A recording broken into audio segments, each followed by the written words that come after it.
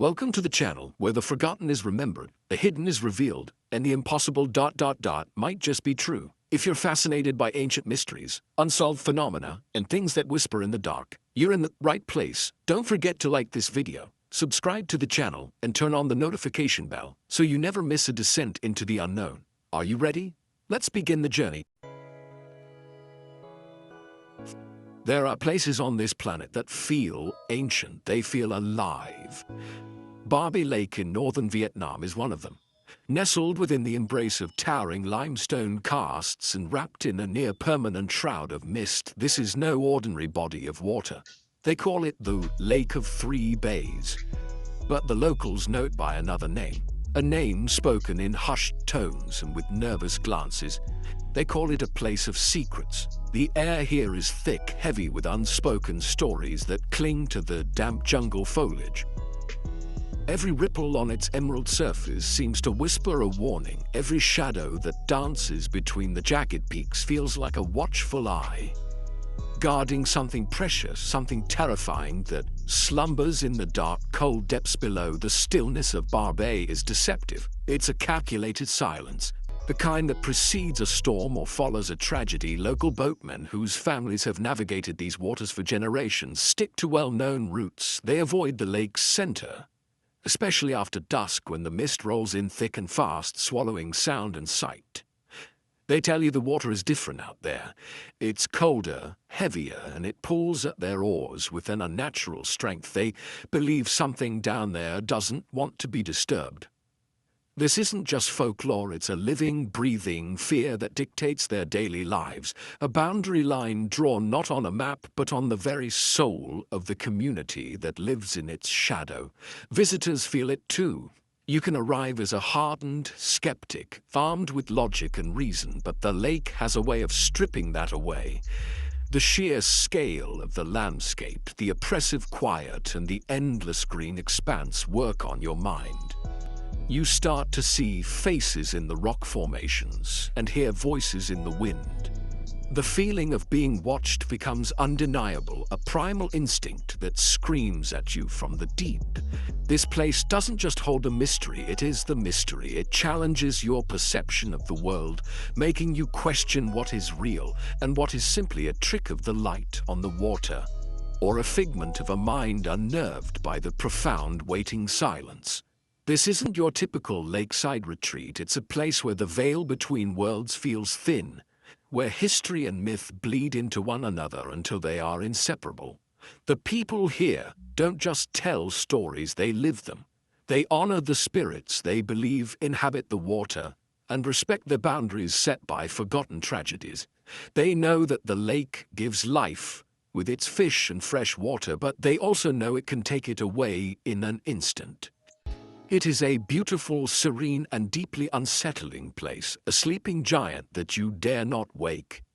And the question that hangs in the humid air is, what exactly is it guarding in its silent, watery embrace? For centuries, the whispers have persisted.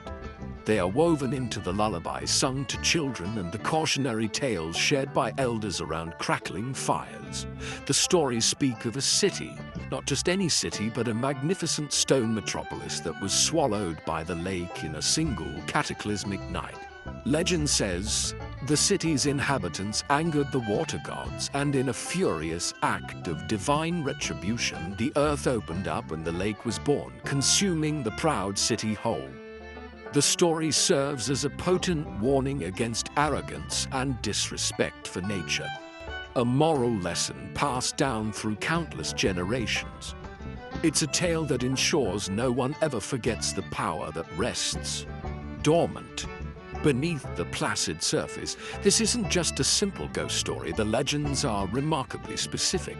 They describe wide boulevards, towering pagodas, and intricately carved stone walls, all now lost to the depths. The elders claim that on perfectly still, moonless nights, you can sometimes hear the faint tolling of the city's bells, a mournful sound echoing up from the abyss. They speak of a curse that protects the sunken ruins, a powerful magic that dooms anyone who dares to seek them out. This forbidden knowledge is the cornerstone of their culture. It is why they perform rituals to appease the lake's spirits and why they forbid their children from swimming in the deep waters for fear they might be pulled down to join the city's ghostly residents. The official story, of course, is that Barbie Lake was formed by geological activity millions of years ago. Historians and scientists dismiss the sunken city as pure myth, a charming piece of local folklore and nothing more. But the people of the Tay community, who have lived by the lake's shores for centuries, know better. They see the legend not as fiction, but as a form of collective memory, a historical account preserved in oral tradition. They argue that their ancestors witnessed the event and passed the story down as a literal truth. For them, the debate between myth and history is irrelevant. The city is real, and its presence is felt every single day. The forbidden nature of the sunken city, known locally as Pak Bo, is absolute. It's a taboo subject, an unspoken agreement not to pry too deeply into the lake's greatest secret. To speak of it openly is to invite bad luck, to tempt fate.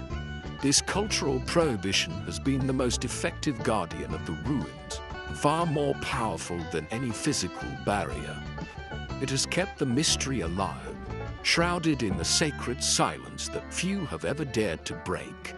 The story of the drowned kingdom is more than a legend. It's a foundational belief that defines the community's relationship with the powerful, mysterious entity they simply call the lake. The modern world and its skepticism came crashing into local legend on a fateful day in 1993. Without warning, the ground began to tremble. It wasn't a massive, destructive earthquake by global standards, but for this normally placid region, it was terrifyingly violent. The limestone casts surrounding Barbie Lake shed rock and dust, and the water, usually so calm, churned as if it were boiling. Villagers watched in horror as the lake seemed to breathe, its surface rising and falling in unnatural waves. The epicenter of the tremor was located directly beneath the deepest part of the lake, the very spot the legends warned everyone to avoid. It was as if something ancient and powerful had been awoken from its slumber. In the chaotic aftermath, as the tremors subsided, the lake revealed a glimpse of its secret. The violent churning of the water had dredged up debris from the bottom. But this was no ordinary mud and rock. Fishermen began finding strange objects in their nets, fragments of carved stone unlike anything native to the area. They were smooth, unnaturally so, with clean, deliberate angles and markings that suggested they were man-made. Then came the most startling discovery of all. As the murky water began to settle, boatmen reported seeing the faint outlines of massive geometric shapes deep below the surface. They described what looked like the tops of walls and the flat surfaces of submerged plazas. The stories that had been confined to fireside tales were now tangible. The evidence was irrefutable. The strange carved stones were collected and hidden away by villagers who were both terrified and vindicated. They believed the earthquake was a sign, a warning from the spirit world that the city was stirring. The appearance of the underwater structures confirmed what their ancestors had always claimed. The news spread like wildfire through the local communities, a mixture of fear and awe gripping everyone. The outside world, however, remained largely unaware. This was a local event, a secret shared only by those who lived under the lake's watchful presence, and they were in no hurry to share it. This event transformed the legend from a myth into a tangible, physical mystery. It was no longer a question of if a city was down there, but a question of what it was, who built it, and why it had been hidden for so long. The earthquake of 1993 didn't just shake the earth, it shook the foundations of belief. It tore a hole in the veil of myth, offering a brief, terrifying glimpse into the abyss. The sunken city was no longer just a story, it was real, and it was waiting in the dark, silent waters of Barbie Lake, its existence now confirmed by the very ground it was built upon. Word of the strange underwater structures eventually leaked out, reaching the ears of government officials in Hanoi. An unofficial clandestine investigation was quietly assembled. The mission was simple: send a small team of highly trained military divers to Barbie Lake to confirm or deny the existence of the ruins. The operation was shrouded in secrecy, conducted under the cover of a routine environmental survey. The team arrived with state-of-the-art sonar equipment and dive gear, prepared to solve the mystery once and for all. The local villagers watched them with a sense of dread, believing the outsiders were foolishly treading on sacred ground and inviting disaster upon themselves. The initial sonar scans were baffling. The equipment registered massive, dense objects on the lake bed, arranged in patterns that defied natural geological formations. The shapes were geometric: squares, rectangles, and long linear structures resembling walls or roads. Convinced they were on the verge of a monumental discovery, the team prepared for the first dive. A single diver, one of the most experienced on the team, was chosen to descend into the blackness. His mission was to capture video footage and report back on what he saw. Tethered by a communications line, he slipped beneath the surface into the cold, dark heart of the lake. The first few minutes of the dive were routine. The diver reported his depth and decreasing visibility as he descended past 50 meters. Then his voice crackled over the comm system, filled with a mixture of excitement and disbelief. He said he could see it. He described enormous stone blocks perfectly fitted together, covered in a thick layer of silt and algae. He mentioned architecture unlike any known Vietnamese style. His breathing quickened. He spoke of carvings, strange symbols he didn't recognize. Then his report was cut short by a sudden panicked shout. The line went slack. The comms went dead. There was only silence. Frantic recovery efforts yielded nothing. The diver, his equipment, and his camera were gone, vanished without a trace in the lake's oppressive depths. The remaining team members, shaken and terrified, immediately aborted the mission. The official report, if one was ever written, was buried under layers of state secrecy. A new, stricter ban was placed on all diving and underwater exploration in Barbie Lake, citing dangerous underwater currents and unstable geology. But the locals knew the real reason. The lake had claimed another victim. It had taken the man who dared to look upon its forbidden secret, enforcing its ancient curse with swift and terrifying finality. Before the official curtain of silence fell, a few tantalizing details from the failed government expedition managed to escape. The fragments of information pieced together from hushed conversations and rumored reports painted an impossible picture. The few sonar images that were unofficially leaked showed structures of a scale that was hard to comprehend. We're not talking about a small village. The scans suggested a sprawling complex with walls over 10 meters high and courtyards the size of modern city blocks. The sheer size of the submerged city was staggering, far larger and more sophisticated than any known ancient settlement in the region. It was a complete anomaly, a historical impossibility resting in the mud. Geologists who were consulted in secret were utterly perplexed. According to established timelines, the area that is now Barbie Lake was submerged millions of years ago, long before the evolution of human beings, let alone complex societies capable of building stone cities. Yet the sonar data and the diver's last report pointed to intelligent design.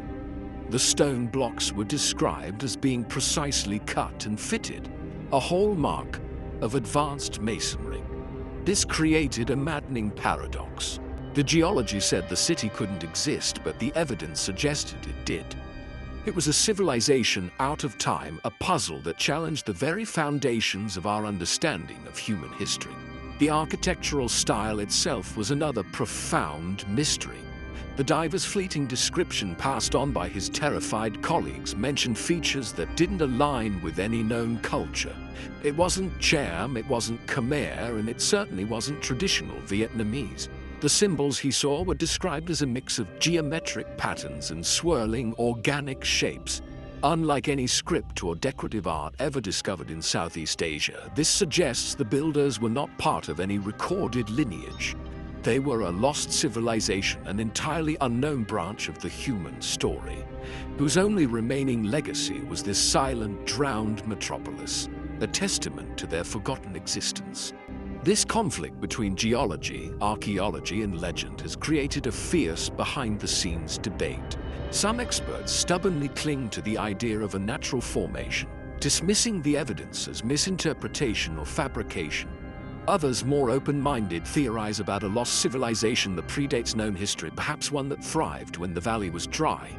They speculate about localized geological events, like a sudden subsidence, that could have drowned the city much more recently than mainstream science suggests. But without access to the site, all they have is speculation. The city of impossible stone remains a perfect mystery, locked away from science and guarded by the lake's dark water. When science fails to provide answers, people often turn to the supernatural. And at Barbie Lake, these beliefs are not just theories, they are accepted truths. The local villagers do not see the sunken city as a historical ruin. They see it as an active, sentient place, a spiritual realm that coexists with their own. They believe the city is inhabited by its original residents, now transformed into powerful water spirits, or quakes. These spirits are the guardians of the lake. They are the ones who churn the water, who pull at the oars, and who are responsible for the disappearances. The 1993 earthquake, in their view, was the spirits expressing their anger at the modern world's encroachment. The stories of those who have had close calls with the lake's guardians are chillingly consistent. Fishermen speak of sudden, inexplicable whirlpools appearing on calm days, threatening to pull their small boats under. Others describe seeing large, dark shapes moving swiftly beneath the surface, far too large and fast to be any known fish. But the most terrifying accounts come from those who have accidentally fallen into the deep water. They speak of a paralyzing cold that has nothing to do with the temperature, an overwhelming sense of dread, and the distinct feeling of being pulled down by unseen hands. Those who are lucky enough to be rescued are often changed, haunted by what they felt in the abyss. More esoteric theories have also emerged, whispered among fringe researchers and online investigators. Some have pointed to the impossibly ancient timeline and advanced masonry as evidence of extraterrestrial involvement. They propose that Barbie Lake isn't just hiding a lost city, but a submerged alien base, and that the Guardians are not spirits, but a form of automated defense system. This theory, while outlandish, attempts to explain the technological paradox of the site. It connects the strange symbols seen by the diver to other ancient astronaut theories around the world, suggesting Barbie is another piece of a global prehistoric puzzle that mainstream science refuses to acknowledge. Ultimately, for the people who live here, the identity of the Guardians is less important than the respect they command. Whether they are ancestral spirits, mythical beasts, or something else entirely, their power is real, the disappearances are real, the fear is real. The villagers leave offerings at the water's edge, fruit, incense, and rice wine, to appease these entities and beg for safe passage. They see the modern world's attempts to explore the lake not as scientific inquiry, but as a foolish and dangerous act of desecration. They know that the Guardians of the Deep do not wish to be found, and they will protect their silent kingdom at any cost. In the decades since the forbidden government dive, the mystery of Barbie Lake has only deepened. While the official ban remains in place, it hasn't stopped a handful of daring and perhaps reckless individuals from trying to find the truth for themselves. Armed with modern consumer-grade drones and underwater cameras, these rogue explorers have ventured to the lake, hoping to capture the definitive evidence that has eluded everyone else. Most return with nothing but murky footage in a profound sense of unease. A few, however, have not returned at all. Their stories become new threads in the lake's dark tapestry, cautionary tales whispered among the next generation of adventurers. Some of the footage that has been recovered is deeply unsettling. One video posted online by a French tourist who has since disappeared shows his underwater drone descending into the blackness. For several minutes there is nothing but green murky water. Then for a fleeting second a massive dark shape flashes past the camera. A straight line of what appears to be cut stone, impossibly large, before the drone's signal abruptly cuts out. Another explorer returned with only a corrupted memory card, but he swears his sonar picked up a perfect grid pattern on the lake floor. Before his equipment mysteriously failed, its electronics fried by an inexplicable energy surge. Those who return with their lives often leave a piece of their sanity behind. They speak of chilling nightmares that plague them for months after their visit. They dream of drowning in cold, dark water, of being pulled down into a silent city of black stone. They dream of strange symbols glowing in the dark and of non-human faces watching them from submerged doorways. One investigator checked himself into a psychiatric hospital, claiming he could hear a constant low-frequency hum, the same sound his audio equipment recorded just before it failed at the lake. The psychological toll of touching the edge of this mystery seems as dangerous as the physical risks. In the end, Barbie Lake keeps its secret. It sits in serene, majestic silence, its emerald surface reflecting the sky while its depths conceal a truth that humanity is perhaps not ready for. The sunken stone city, whether a lost civilization, a spiritual realm, or something else entirely, remains untouched and unyielding. It is a potent reminder that our maps have blank spaces, our histories have missing